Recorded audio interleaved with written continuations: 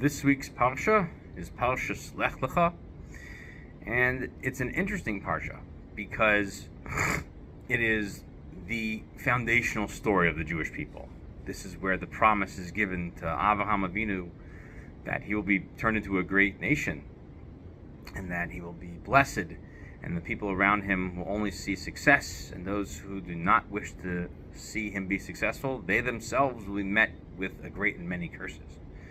And then we begin his story. But what's really fascinating about the Avraham story is that based on the time period and when it happens, it has no parallels in any other story of its time period, meaning in the Bronze Age when these events all occur.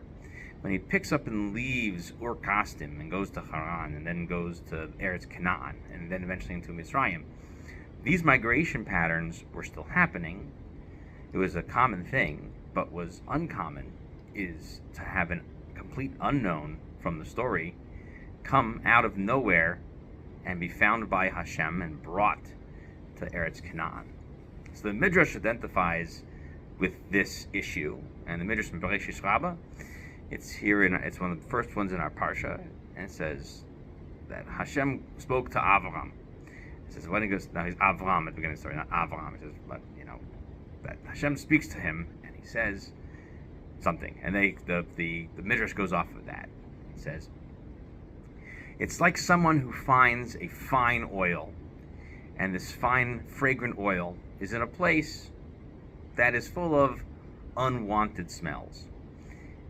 So therefore, one takes the fragrant oil to a place where one can enjoy the fragrance.